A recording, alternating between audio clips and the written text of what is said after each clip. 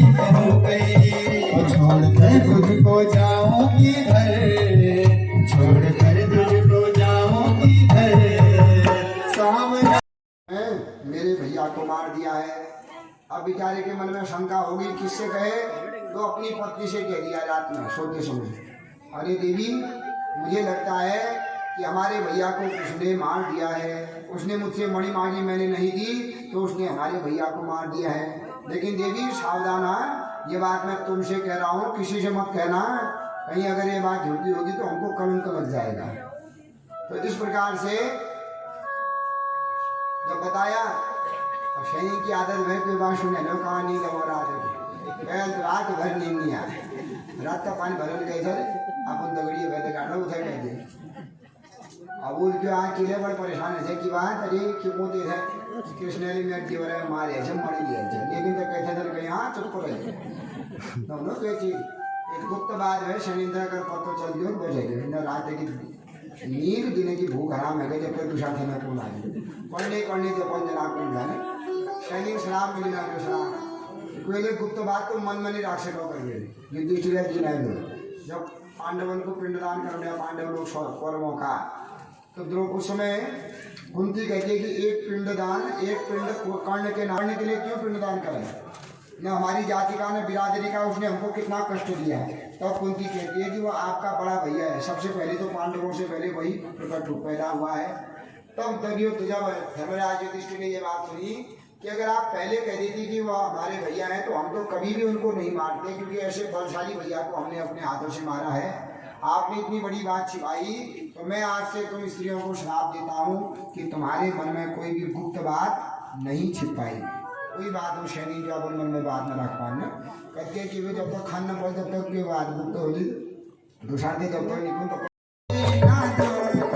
जाने ना दूंगी तुम्हें, जाने ना दूंगी, जाने ना दूंगी तुम्हें, जाने ना दूंगी, जाने ना दूंगी तुम्हें, जाने ना दूंगी।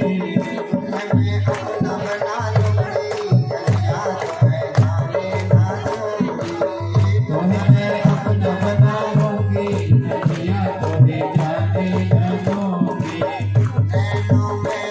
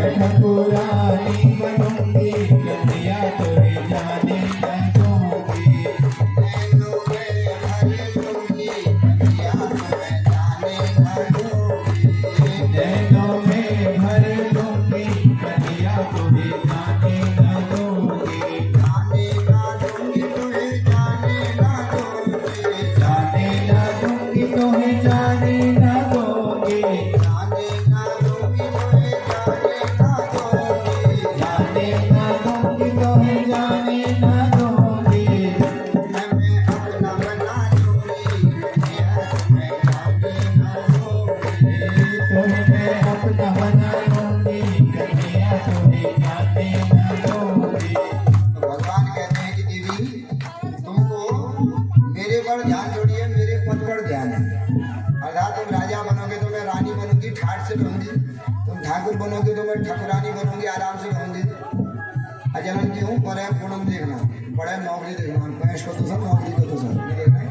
तो देवी तुमको मुझे थोड़ी देख रही हो मेरे पद को देख रही हो कि तो राजा बनेगा तो मैं रानी बनूंगी तो ठाकुर बनेगा तो ठकरानी बनूंगी तो मेरे पद से विवाह करना चाहती हो आप मुझसे थोड़ी विवाह करना चाहती हो तो भगवान कहते हैं ये रिश्ता मुझे मंजूर नहीं है तब कहती है महाराज ऐसी बात नहीं है आप जो बनोगे मैं वो बनने के लिए तैयार हूँ तब कहती हैं जब मेरे कान्हा तुम सेवक बनोगे जब मेरे कान्हा तुम सेवक बनोगे जब मेरे कान्हा तुम सेवक बनोगे जब मेरे कान्हा तुम सेवक बनोगे सेवक बनोगे कान्हा सेवक बनोगे सेवक बनोगे कान्हा सेवक बनोगे मैं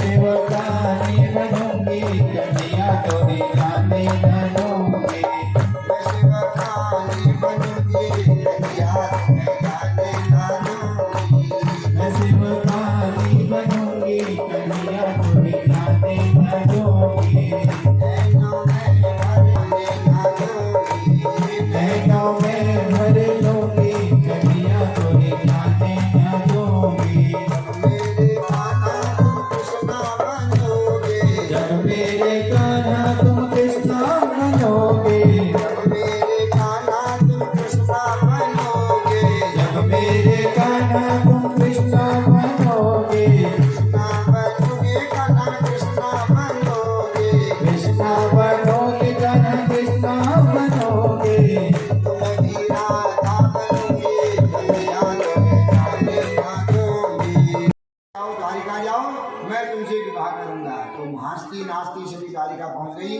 भगवान वो लेकर के स्वर्गलोक में गए जो भी आभूषण लिया था उनको दिया इंद्र बड़ा प्रसन्न हुआ महाराज आज आपने हमारे अस्त्र शस्त्र हमको दे दिए हैं आपकी क्या कामना है बताओ यह सुनकर के भगवान कहते हैं शूलम भौमोच्युतम हंतुम आददेवी तथोद्यमः तद विसर्गात् पूर्वमेव नरस्य शिरो यथा कि अगर देना चाहते हो तो मैं यह पारिजात वृक्ष लेने के लिए आया हूँ यहाँ से महाराज और तो सब दे सकता हूँ पारिजात वृक्ष नहीं दे सकता हूँ क्यों क्योंकि ये मेरी पत्नी सच्ची का प्रिय पौधा है इसलिए मैं तुमको यह नहीं दे सकता हूँ भगवान कहते हैं भैया मैं तो लेने आया हूँ तेरी पत्नी नहीं मानेगी तो मेरी पत्नी तो कहेगी मेरी पत्नी ने कह रखा है कि मुझे अच्छा मानता है तो वृक्ष लेकर के आए अगर नहीं ले जाऊंगा तो मेरी पत्नी क्रोधित हो जाएगी इंद्र कहते हैं अगर तुम ले जाओगे तो मेरी पत्नी क्रोधित हो जाओगी महाराज तुम मुझे घर उजड़ने से मेले उजड़ने से मैं जिसमें मेरे उजड़ जाओ तो तुमने जना तो मेले उजड़ जाए ऐसा करके युद्ध करें जो जीतेगा उसका होगा ठीक है युद्ध होने लगा भगवान जीतने लगे भगवान ने इंद्र को मूर्छित कर दिया तो जैसे ही वृक्ष को खाने लगे इंद्र ने आवाहन किया सुरभि गाय का और गाय को बुला करके कहा हे गौ माता तुम जाओ वृक्ष की रक्षा करो क्योंकि भगवान कभी भी गायों का वध नहीं करेंगे गाय गई और भगवान को मारने लगी भगवान वहां से दूर हो गए और इस वृक्ष के चारों ओर घूमने लगी भगवान कैसे जो है उस वृक्ष को उखाड़े भगवान गरुड़ से कहते हैं कि हे गरुड़ तुम अपने बड़े बड़े पंख हिलाओ तुम्हारे पंखों को देख करके गाय डरेगी तो भाग जाएगी गरुड़ वहां पर गए बड़े बड़े पंख हिलाने लगे तो गरुड़ के पंखों को देख करके गाय डर गई अब जब गाय डरती है तो क्या करती है पूंछ भी उठा देती है और कान भी उठा देती है कुकुर डरसल कान ये लुका दी तो छोड़े लुका दी। गाय डरती है तो पूंछ भी उठा देती है और कान भी उठा देती है। तो गाय जब भयभीत हो गई, गाय के कान उठ गया तो गरुड़ के पंख के बीच में गाय का कान आ गया तो गाय का थोड़ा कान कट गया। गाय का कान कटने से जब खून की बूंदें पृथ्वी पर गिर गई उससे कहते हैं मसूर की उत्पत्ति हो गई, तो मसूर अपवित्र बन गया। आदि उन्होंने पृथ्वी फल लो लहसुन प्याज मसूर क्या होता है, तो ये तामसिक चीजन है। गाय के रक्त के द्वारा मसूर की उत्पत्ति हुई है, इसलिए मसूर अपवित्र कहा जाता है। और ये लहसुन प्याज की उत्पत्ति भी कहते हैं कि दैत्यों के द्वारा उत्पन्न हुई है, इसलिए ये तामसिक चीज है। इनको खाने से क्या होता है, शरीर में मानसिक जो तामसिक क्रोध ज्यादा आ जाता है, तामसिक गुण ज्यादा आ जाता है, इसलिए ऐसी चीज क्या होता है अपवित्र बताई गई है। धर्म करते हैं, कर्म करते हैं तो ये मसूर खाना, बैगन खाना और लहसुन प्याज खाना, तो ऐसी चीजें तभी वर्जित कही गई है। तो पृथ्वी का ही फल, पृथ्वी से आलू भी पैदा होता है और लहसुन भी वहीं से, प्याज भी वहीं से पैदा होता है। और इनका मूल देखा जाता है कि जब ये पहली बार प्रकट हुए तो कैसे हुए, तो पहली बार जो प्रकट हुए तो शुद्ध अशुद्ध उन्हीं से होता है। तो उनके द्वारा मसूर दो बूंद पृथ्वी पर गिर गई, उसके द्वारा मसूर की उत्पत्ति हो गई। और जो कान कटा था, कान मान से नीचे गिर गया, तो उसके द्वारा जो तंबाकू हमें कहा है तो तंबाकू की उत्पत्ति हुई। इसलिए तंबाकू और मसूर दोनों क्या है, अपवित्र हैं। जो भी इनको अपरोक्ष रूप से भक्षण करते हैं तो गाय के रक्त खाने का ही इनको पाप लगता है। जो ऐसी चीज खा करके पूजा पाठ इत्यादि करता है तो उसका कभी भी मन शांत नहीं रहता है और इस चीज का फल प्राप्त नहीं होता है। तो गाय का कान कटा, गाय भाग गई, भगवान उस वृक्ष को लेकर के उखाड़ करके आने लगे। इंद्र कहता है महाराज इस वृक्ष का तो ऐसी विशिष्टता है कि जो भी मनुष्य इस वृक्ष को देखेगा उसकी दरिद्रता दूर हो जाएगी। आप जाकर के द्वारिका में इस वृक्ष को लगाओगे तो क्या होगा कि कलयुग के आदमी तो वैसे भी कर्म से हीन होंगे, न कोई धर्म करेगा, न कोई पुण्य कर्म करेगा, न कोई दान करेगा। महाराज सभी वृक्ष को देखेंगे तो इस वृक्ष को देखने से ही दरिद्रता दूर हो जाती है। गंगा पापम सतीताकम दैन्यम कल्पत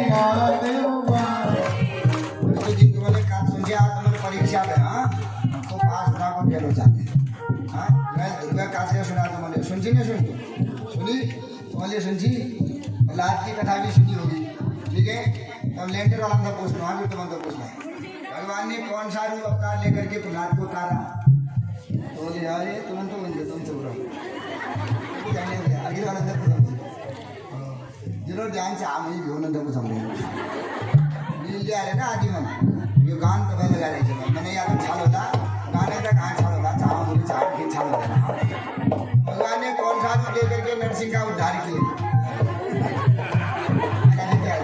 कौन सा रूप लिया भगवान ने प्रहलाद का उद्धार करने के लिए नरसिंह ध्रुवतारे प्रहलाद उबारे ध्रुवतारे प्रहलाद उबारे नरसिंह रूप धरता भजोरे मन गोविंदा नरसिंह रूप धरता भजोरे मन गोविंदा नटवर नागन नंदा भजोरे मन गोविंदा नटवर नागर नंदा भजोरे मन गोविंदा काली कह में नाग जो नाचो काली नाग जो नाच्यो काली कह में नाग जो नाचो काली रह में नाग जो नाचो भगवान ने बोले बिल्कुल सुनते काली नाग है कहा अरे जाए कौन कहा है तुम तो नहीं जो छाव में नोना भगवान ने तुम नहीं कुछ मजी वाला भगवान ने बोला अपने कथा सुनी कि काली नाग को ना था तो कैसे काली नाग को भगवान ने अपने वश में किया बता खाली सुनिए रे गाने सुनिए रे कराए तो हमेशा ये गाती रहेगा 3 दिन यो कथा सुन 3 घंटे लग गए परीक्षा में भगवान ने काली नाग को कैसे ना था क्या किया तुम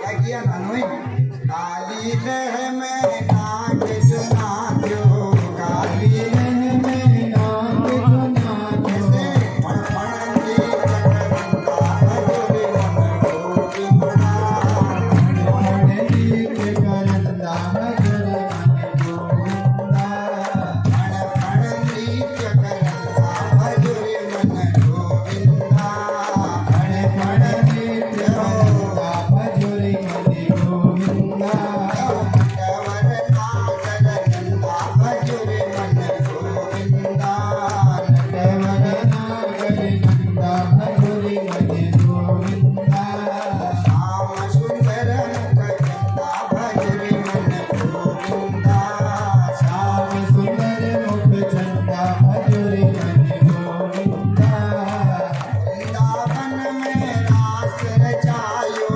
वृंदावन में रास रचायो वृंदावन में रास रचायो वृंदावन में रास रचायो कथा आई कि भगवान ने वृंदावन में गोपियों के साथ रास रचा तो क्या किया भगवान ने कौन सा रूप अवतरित किया भगवान ने वृंदावन में जितनी गोपियां थी उतना रूप बनाया नहीं बनाया था देवघर में महाराज आया तो बड़ा थोड़ी हो गया उनका काली बदल गया एक आला उसने कोई धंधुकारी वाले भगवान ने कौन सा रूप बनाया गोपियों के साथ नाचने के लिए 3 बार बताया करना वृंदावन में रास रचायो वृंदावन में रास रचायो नाचत बाल मुकुंदा भजोरे मन गोविंदा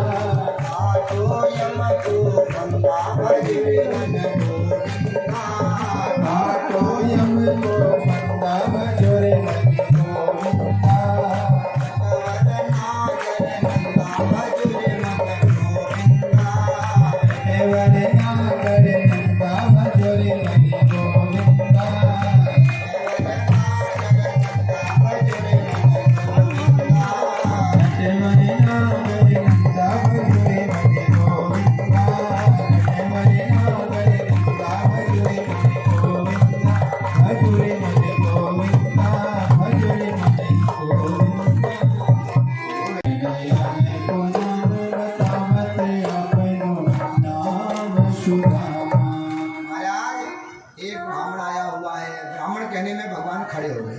कैसा ब्राह्मण है? शीश पगा न जगा तन में, न सिर पर कोई पगड़ी है, न शरीर में कोई कपड़े हैं, और न जाने महाराज कहाँ से कौन से गांव से आया हुआ है। धोती भी पहनी है तो धोती फटी सी लटी दुपट्टी, फटी हुई धोती है, दुपट्टा पहना है वो लपेट रखा है, वो भी फटा हुआ है। पाय उपान है, पाँव में उपाना कहते चप्पल, न चप्पल है न जूते हैं पाँव में, और द्वार पर खड़ा हुआ है। हमारी वसुधा को देख करके, द्वारिका को देख करके बड़ा चकित हुआ है। जिस प्रकार कोई निर्धन अगर कहीं अच्छे शहर में चले जाए तो चकित रह जाता है, तो ऐसा ही चकित हुआ हो रहा है। मैंने पूछा तुम्हारा नाम क्या है? तो पूछा तो दीन दयाल को नाम बताओ, तो अपना नाम सुदामा। पूछा तुम कौन हो? तो अपना नाम सुदामा बता रखा है। जैसे ही सुदामा नाम भगवान ने सुना, भगवान रोने लगे। रो रो करके देवताओं को खड़ा करके भगवान दौड़ पड़े नंगे पांव, दुपट्टा भी पृथ्वी पर गिर गया। दौड़ दौड़ गए द्वार पर, सुदामा जी को देखा तो कंठ से लगा लिया और भगवान जोर से रोने लगे। सुदामा जी भी भगवान की यह करुणा देख करके रोने लगे। बहुत देर हो गई रोते रोते, सभी देवता दौड़े दौड़े आए। आखिर यह कौन आया है इनका अतिथि? ऐसा देखते हैं ये तो एक साधारण भिखारी लग रहा है। तो धन्य है ये भगवान जो भिखारी को भी अपने कंठ से लगा लेते हैं। भगवान बहुत देर हो गई, इतने में सभी सैनिक जो है द्वारपाल आ गए। महाराज बहुत देर हो गया है, अब इतना ही रहो, अंदर को चलो। तो सुदामा जी को पकड़ करके कंठ में अंदर को लाए और कहाँ पर बैठा दिया, जहाँ पर अपना राज सिंहासन है वहाँ पर बैठा दिया, और कहा रोने लगे। और अपनी पत्नी से कहा, रुक्मणी से, रुक्मणी जी ब्राह्मण घर में आए हैं, पानी का परात दे करके आओ, इनके पाँव धोते हैं। तो रुक्मणी जी पानी का परात देने गई तो भगवान उनके पाँव पर बैठ गए। पाँव के नीचे हाथ लगाया तो क्या देखा कि असंख्य कांटे इनके पाँव के नीचे चुभे हुए हैं। भगवान रोने लगे। धन्य है ऐसा भक्त, किसी को थोड़ा भी अगर ज्ञान हो जाता है वो अभिमान में डूब जाता है। धन्य है ये भक्ति और धन्य है ये ज्ञान कि जिस ज्ञान के द्वारा इन्होंने अपने शरीर को इतना कष्ट दे दिया है। तो भगवान रोने लगे और रोते रोते ही क्या हुआ, भगवान ने पाँव धो दिए उनकी। तो रुक्मणी जी पानी का परात लेकर के आई तो पानी परात को हाथ छुइयो नहीं, नैनन के जल से पग धोई। पानी के परात को हाथ नहीं लगाया, रो गए भगवान, रो रो करके इनके पाँव धो गए। तब कहते हैं सुखदेव जी की यह एक ब्रह्म और आत्मा और परमात्मा का मिलन है, एक सच्चे भक्त और भगवान का मिलन इस सुदामा चरित्र में मिलता है। तो सभी देखने लग गए कि आखिर ये ब्राह्मण कौन है, इसने कौन से ऐसे कर्म कर रहे थे कि जिसके पाँव जगत धोता है, आज वही ऐसे ब्राह्मण के पाँव धो रहे हैं। तो भगवान ऐसे भक्तवत्सल हैं। सभी देवताओं से कहते भी तुम लोग जाइए, अभी मेरे विशेष मेहमान अतिथि आए हुए हैं। देवता लोग तो चले गए। भगवान ने ऐसा स्वागत सत्कार किया और इनको ले जा करके अपने जिस रुक्मणी के साथ जिस कमरे में रहते हैं वहाँ इनको सुलाया, बढ़िया करके इनकी सेवा करी, खूब इनको व्यंजन अनेकों प्रकार के भोजन कराए। अब कहते हैं महाराज ये बताओ आपने शादी की कि नहीं की? क्योंकि आप जब बचपन में थे तो क्या करते थे, बड़ी बाबा बैरागी वाली बातें करते थे। महाराज ये बताओ विवाह किया कि नहीं किया? भगवान कहते हैं, तो ये भगवान की बात से सुदामा जी कहते हैं महाराज विवाह तो कर दिया। भगवान कहते विवाह कर दिया, बुलाया भी नहीं। रोने लगे तो इस मोहल्लों में रहने वाला मेरे घर में क्या आता है, मैं किस हिसाब से तुझे निमंत्रण देता? तो यह बता, तो मेरे घर में आता भी तो बैठता किसने? मेरे घर में न बैठने के लिए चारपाई है, न कोई जो है दरी चादर है तुमको बैठाने के लिए, मैं बैठा था किससे? तो अब कहने लगे तुम ये बताओ कि तुमने विवाह किया, तुम्हारी पत्नी तुम्हारे अनुरूप है कि नहीं है? क्योंकि विवाह के बाद पति पत्नी एक जरूर होना चाहिए। पति और पत्नी का अलग अलग मन है तो घर नहीं बनता है, घर बिगड़ जाता है। मन बनाया घर और क्या होता है, बिगड़ जाता है। पति पत्नी, लड़का अच्छा है बहू अच्छी नहीं आई तो घर बिगड़ जाता है, बहू अच्छी है लड़का अच्छा नहीं है तो फिर भी घर बिगड़ जाता है। यह बताओ तुमने विवाह तो किया, तुम्हारी भार्या सदृशी न बा, आपकी जो पत्नी है वो आपके समान आई कि नहीं? आपके घर की जिम्मेदारी समझने वाली आई कि नहीं? महाराज यतो नाम ततो गुण, जैसा मैं हूँ मेरी पत्नी मुझसे भी अच्छी है और उनका नाम सुशीला है, जैसा नाम वैसा गुण भी है। महाराज ऐसी गुणवान है, आज उन्हीं ने तो मुझे आपके वहाँ भेज रखा है, वो नहीं होती तो मैं कहाँ आपके वहाँ आता है। अब तुमने शादी की कि नहीं? भगवान से पूछते हैं, अरे की नहीं, कितनी करी बताई नहीं है। मैंने एक शादी नहीं करी तो तुम कह रहे हो नहीं बुलाया, तुमने इतनी शादियां करी तो तुमने क्यों नहीं बुलाया? भगवान कहते हैं मैं जहाँ गया वहीं बैठे पूछा लग गया, मैं मेहंदी पे जा रहने लगी। ये पता ही नहीं कि मेरे क्या उनसे जहाँ गई वहीं बैठे दगाटी पड़े, न कबाड़ पहनना टाइम न मेहंदी लगना टाइम है। तो जहाँ गया वहाँ से ही साथ में हो गया, मुझे ही पता नहीं कि आज मेरी शादी है। तो आखिर कितनी है अब मैं दिखाता हूँ तुमको। तो सबसे रुक्मणी से कह दिया रानियों से बोलो कि ब्राह्मण आए हैं उनको आशीर्वाद प्रणाम करो, आशीर्वाद दो। तो सभी रानियाँ लाइन में खड़ी हैं। सुदामा जी भी सोच गए 5-7 अंगी राजा है। तो रुक्मणी जी आई, आशीर्वाद दे दिया, आयुष्मती, धनवती, पुत्रवती, सौभाग्यवती, संतानवती। जाम्बवती आई तो उनसे भी यही कह दिया। उसके सत्यभामा आई, कहाँ 7-8 हो गई तो आयुष्मती, धनवती, पुत्रवती। 20-25 हो गई आयुष्मती, धनवती। 50 के बाद हुई आयुष्मती, आयुष्मती। जब 100 के बार हो गई तो अब क्या कहें, थक गए बेचारे, दिन भर के थके हुए हैं, अब क्या करें, भव भव भव भव। भगवान कह रहे हैं कि पहली वाली इनसे कहेगी कि तुमको क्या दिया, ये कहेंगी हमसे भव कहा। पहली वाली कहेगी पुत्रवती, धनवती, आयुष्मती, सौभाग्यवती, संतानवती कहेगी। तो कहता हमारे घर में लड़ा कर हाल है, वो कौन पहली वाली ऋतु दी, मैं था खाली बहुत जो कर दी, अरे अच्छी बात नहीं। महाराज कितनी है तो बताओ? अभी तो 100 ही हुई है महाराज, 16,108 है। रामा जी कहते इतनों को आशीर्वाद देते देते तेरा मैं आशीर्वाद दे पाऊंगा या नहीं दे पाऊंगा पता नहीं, लेकिन तुझे मेरी ब्रह्म हत्या का पाप अवश्य लगेगा। क्यों, मेरे हाथ थक गए इतनों को आशीर्वाद देते देते। 100 में 16,000 में तो मेरे प्राण भी नहीं रहेंगे यार। भगवान तू ऐसा कर, तू ये तेरी पत्नियां हैं तो इनका धव है तो तू मुझे प्रणाम करो, तेरी अर्धांगिनी है तो तुझे ही मैं आशीर्वाद देता हूँ। भगवान ने प्रणाम किया तो सुदामा जी ने अनेक को प्रसाद आशीर्वाद दे दिया और सभी पत्नियां जो अपने कार्य में लग गई। रुक्मणी जी को वहीं पर खड़ा कर दिया। अब भगवान कहते हैं कि तुम ये बताओ कि भाभी जी अगर घर में होंगी, भाभी जी ने कुछ न कुछ खाने के लिए भेजा होगा, भेजा, खाने की बात आई, पोटली दबाई हुई है, हाथ को जोर से दबाने लगी। अरे भैया तुझे क्या भेजा है, हमारे घर में है ही क्या जो तेरे लिए भेजा होगा? अरे कुछ नहीं भेजा है। नहीं भेजा होगा कुछ, नहीं कुछ नहीं भेजा है। तुम ये बताओ, जब से भाभी खाने की बात कर रहा हूँ तुम्हारे हाथ क्यों दबा रहे हो? अरे इतने लंबा सफर चल के आया, हाथ मेरे दर्द है। भगवान कहते ला हाथ इधर को ला। नहीं हाथ नहीं। भगवान ने हाथ पकड़ा, जैसे ही झटका तो पोटली नीचे गिर गई। भगवान कहते समझ गया तुम्हारी बचपन की आदत अभी भी नहीं गई है। बचपन में यही वन में गए, गुरु माता ने चूड़े दिए तो बारिश में भीग गए, तुम कट करके खाने लगे, मुझे लगा कि भूख है दे दो। कहते क्या हो, ठंड से दांत कट आ रहे हैं तो तुम अकेले खाना चाहते हो। भगवान ने जैसे ही एक मुट्ठी चूड़े पकड़े खा लिए और दूसरा खाने लगे तो रुक्मणी जी ने हाथ पकड़ लिया और हाथ पकड़ के बाहर से क्या कहते हैं, महाराज ये ब्राह्मण के घर से आया हुआ प्रसाद है, प्रसाद को अकेले कभी नहीं खाते हैं। अंदर ही अंदर क्या कहने लगे, महाराज एक मुट्ठी खा करके आपने इनको पृथ्वी लोक का राज दे दिया है, दूसरी मुट्ठी भी खा दोगे स्वर्ग लोक का भी राज दे दोगे, तो पाताल लोक का राज तो आप पहले ही बलि को दे चुके हो, हम लोग कहाँ जाएंगे? इसलिए महाराज ये वापस कर दो। और बाहर से कहते महाराज ये ज़्यादा नहीं, ब्राह्मण का प्रसाद है, सब लोग ले लेंगे। तो सबको बांट दिया प्रसाद, रात्रि में सो गए। दूसरे दिन सुदामा जी कहते मैं चलता हूँ। मन तो नहीं है सुदामा का जाने का और कहते हैं मैं चलता हूँ। एक बार कहता तो हूँ नो मैं मेहमान को ना मानता हूँ तो दूसरा दिन रात तक उन्होंने मत जा सकते और पुणे को से नहीं 4 दिन तो बाहर रहेगा। तो सुदामा जी जो जाने का मन तो नहीं है, भगवान तो करता हूँ। अच्छा मैं चलता हूँ। भगवान कहते हैं ठीक है चलो। अभी तुम्हें मुँह है खाली कर बैठे तो बड़े मार हुआ हमारे जी बढ़िया ऐसे मखमली बिस्तर पर सो रहा था। 4-5 दिन भी रहता तो अपन मेरे घर में ये खोरू न वो खाने दिन को ना तो बढ़िया आकर के 4-5 दिन यहाँ खानों के लिए कह बैठूँ मैं यहाँ और ये ले बेशरम जैसे घूम रहे तो जा कर गए कम से कम 2-4 दिन तक रहते मैंने। कोई बात नहीं, अब जाने लगे। अब ये समझते हैं कि जाना के नाम पर कुछ दक्षिणा देगा, बच्चों के लिए कुछ देगा। ठीक है चलता हूँ। द्वार तक हाथ पकड़ के छोड़ने आए, कुछ नहीं दिया। सुदामा जी सोच रहे हैं कि जिस प्रकार से स्वागत सत्कार किया उस प्रकार से लग रहा था कि मेरा तो भला बढ़ देंगे। ये तो 1 रुपये नदी में है, अगर ऐसे में घर चला जाऊंगा सुशीला तो पकड़ देगी मेरी चुटीला अकेले अच्छा वहाँ खाली लगा देते वहाँ हैं। तो दोबारा गए, अच्छा कन्हैया चलता हूँ। हाँ ठीक है चलो।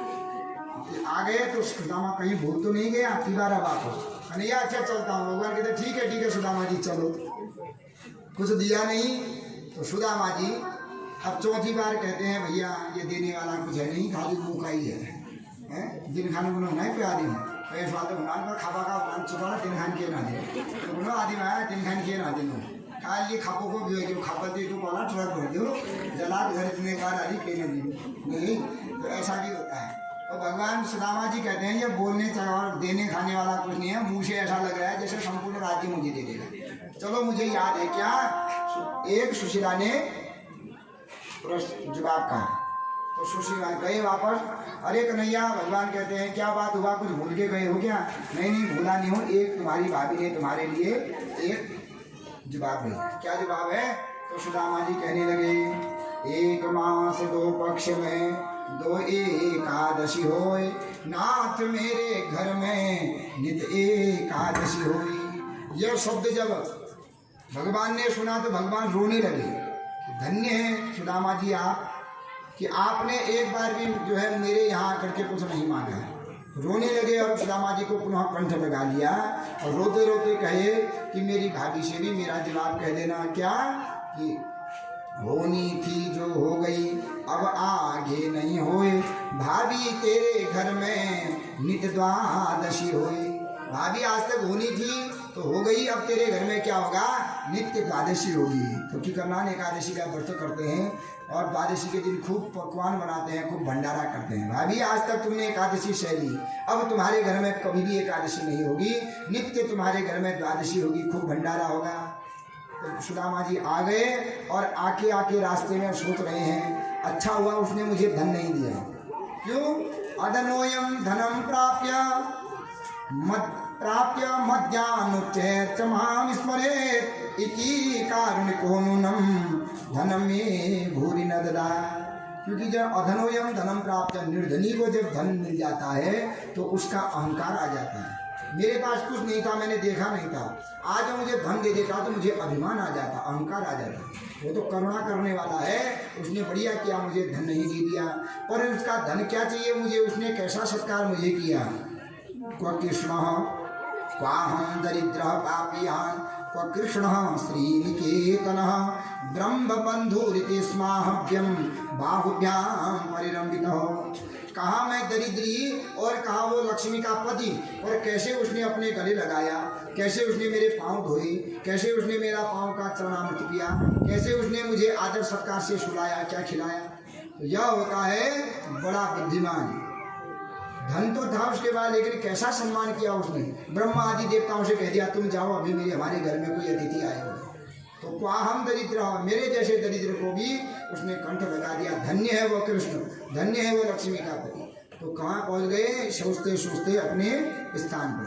अपने घर पहुँचे तो क्या देखा, जहाँ पर तक झोपड़ी थी आज वहाँ पर महल खड़ा हो गया है। रोने लगे, किसने आक्रमण करके मेरे घर में महल बना दिया है, मेरी बच्चे कहाँ गए हैं, मेरी पत्नी कहाँ गई है।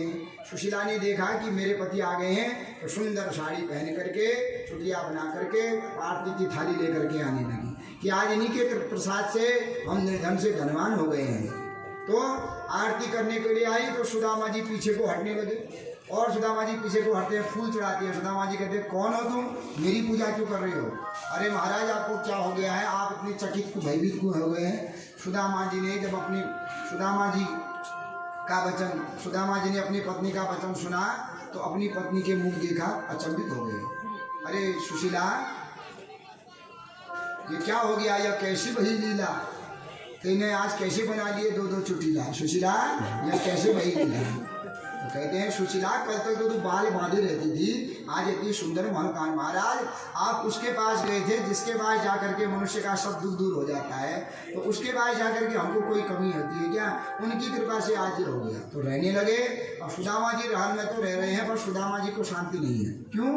अब घर में इतना सोना चांदी हो गया कि गेट बननी पड़ी, ताल लगनी पड़ी, CCTV कैमरा लगनी पड़े, कुत्ते पालने पड़े। तो जब अब छोड़ करके अब वो कैमरा में देख रहे हैं कौन आया कौन गया, घर से क्या ले गया, कुत्ते पालने लगे। जब धन हो जाए आदमी में उसका भगवान से दूर जाता है। तो अब जब हम छूटने लगा और उन्हीं धन की परेडारी में रात की नींद, अरे हम सोए हैं कोई हमको मार के तो नहीं जाएगा।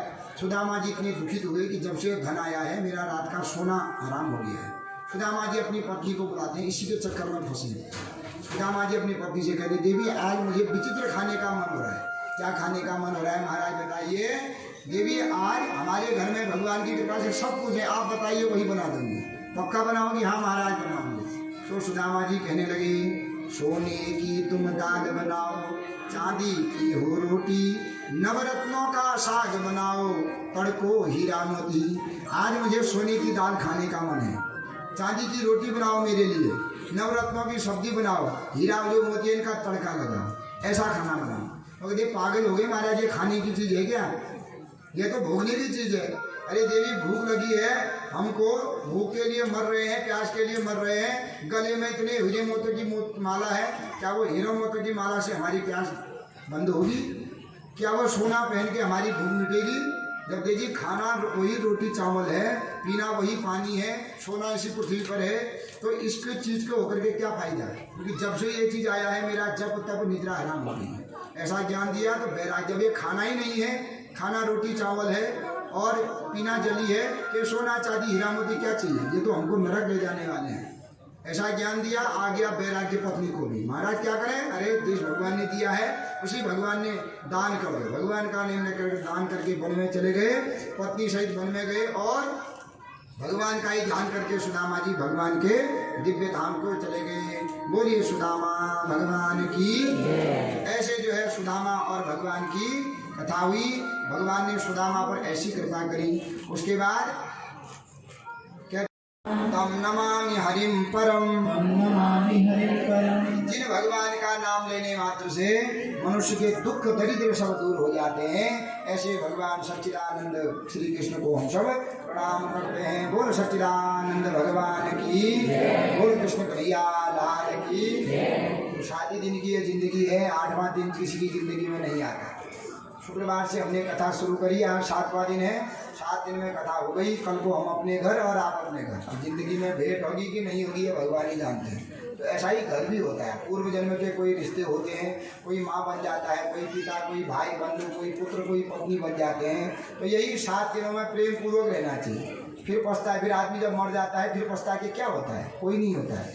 फिर पछता कर क्या हो, जब चिड़िया चुग गई थी। तो यही 7 दिन थे, 7 दिनों में ही आदमी में प्रेम भी रहता है और लड़ाई उस हल्की फुल्की लड़ाई तो होती है, और ऐसी लड़ाई क्या कि वो अपने ही बच्चों के लिए घातक हो जाए या अपने माता पिता के लिए घातक हो जाए। तो वह जो यहाँ घात आ जाए ना, वो दुर्गति होना मुक्ति। देवता लोग कहते हैं कि तू वहाँ इतने करके गया है भैया, उनको पहले पूछ के आ तब आएगा तू यहाँ। तो वो की जिंदगी है। 7 दिन में हमने ये कथा सुनी। जो भी जिस भावना से आया है भगवान आपकी मनोकामनाओं को पूर्ण करें। आज श्री चंदन गिरी जी महाराज जी द्वारा एवं श्री कैलाश गिरी जी माई जी के द्वारा ये श्रीमद् भागवत महापुराण संपूर्ण क्षेत्र के कल्याण के लिए किया गया है। क्योंकि माई जी और बाबा जी कहाँ हैं, थोड़ा ऊपर को भी आए, और हमारे अमरपति जी भी थोड़ा ऊपर को आए। अमर ग्रंथ ये मुक्ति पंथ ये पंचम वेद निराला, नव ज्योति जगाने वाला।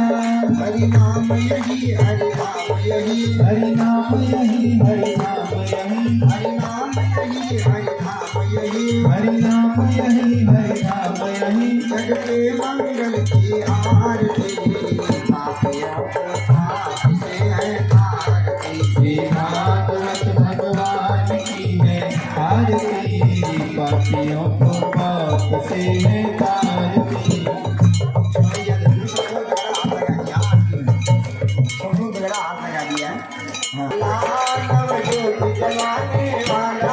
ये अमर ग्रंथ ये मुक्ति पंथ ये पंचम वेद निराला, नव ज्योति जगाने वाला। हरि नाम यही, हरि नाम यही, हरि नाम यही, हरि नाम यही, हरि नाम यही, हरि नाम यही, हरि नाम यही, हरि नाम यही।